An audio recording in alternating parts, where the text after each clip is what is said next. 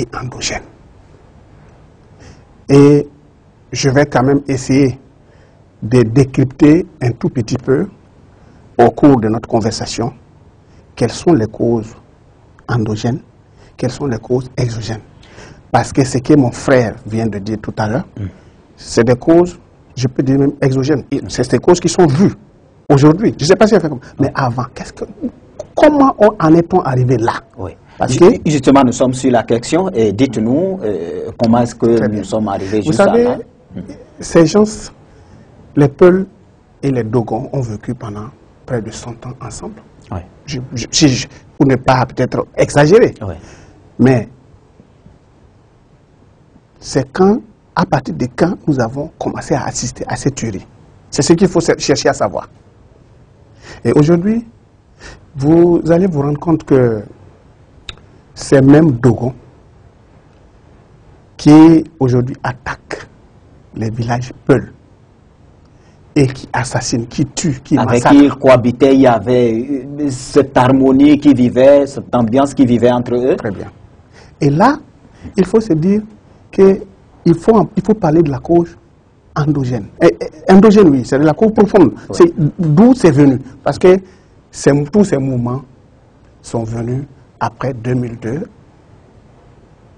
quand les groupes terroristes ont pris la commande de cette région abandonnée, une région oubliée où ces communautés vivaient en fonction du respect de leurs coutumes vis-à-vis de chacun. Mais c'est que ces gens, vous allez remarquer que depuis plus de 60 ans, non seulement ils sont ensemble, mais c'est qu'il y a des cas isolés de conflits entre éleveurs et cultivateurs. Et ces conflits, la majeure partie du temps, comme ils étaient isolés, ils étaient aussi circonscrits sur le champ. Et à un moment donné, au fil de l'évolution, il y a eu la surpopulation. Il y a eu la sécheresse, qui a même décimé une partie des animaux, dont les Peuls étaient non seulement des détenteurs, même, c'est-à-dire que de la tradition, parce que les autres sont des cultivateurs. Oui.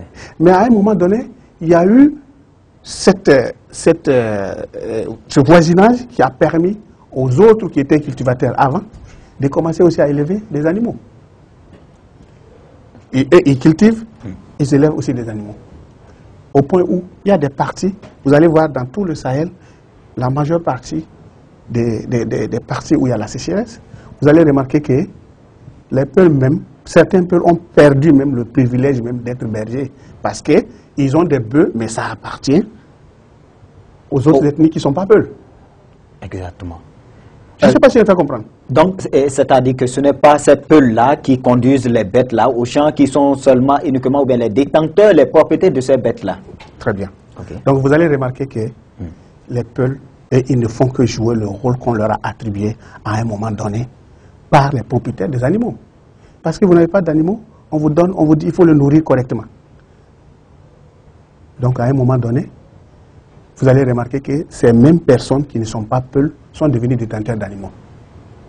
Donc, ils ont commencé aussi à vivre ce que vivaient les Peuls qui avaient les animaux et que, à chaque instant, on les dépossédait, on tuait les animaux. Mais à un moment donné, qu'est-ce qui s'est passé au juste? Avant l'arrivée des groupes terroristes, l'installation des groupes terroristes dans le nord du Mali, il y avait des groupes de bandits composés de Peuls et de non-Peuls, de toutes les ethnies dans la région. Et qui attaquaient tout détenteur de bœuf. Et comme la région n'est pas loin du Burkina Faso, la majeure partie du temps, ils vendaient ces bœufs-là au Burkina parfois. Ils attaquent un convoi d'éleveurs, ils les tuent et ils amènent ces bœufs-là dans le Burkina. Vous voyez, ça crée d'abord une confusion, une petite confusion au début, mais à un moment donné, les groupes terroristes sont venus qui n'ont pas de visage, qui n'ont pas d'objectif que de voler, piller, violer les habitants de la localité et endoctriner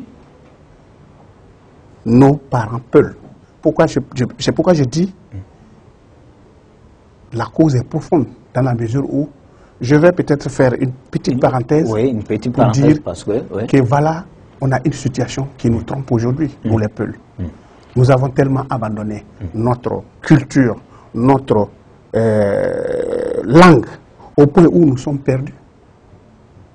Sinon aujourd'hui, vous allez trouver que la langue arabe, le Peul l'a privilégiée par rapport à sa propre langue. Alors que tout est déjà réglé dès le début. Le Coran dont nous nous réclamons être, disons, détenteur est vrai.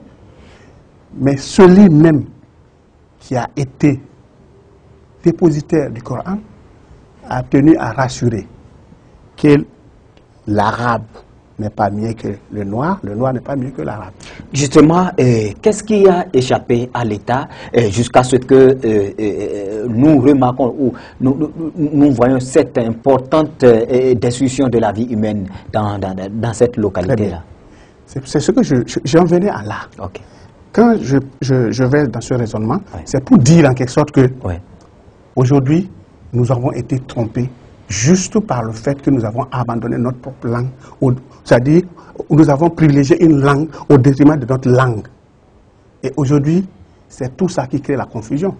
Est-ce à dire que le fait de parler l'arabe ou bien de pratiquer l'islam, parce que beaucoup confondent, d'accord, cette ethnie-là au djihadisme, beaucoup disent que d'autant plus ce qui se passe dans cette région-là, c'est que ce sont des djihadistes. Est-ce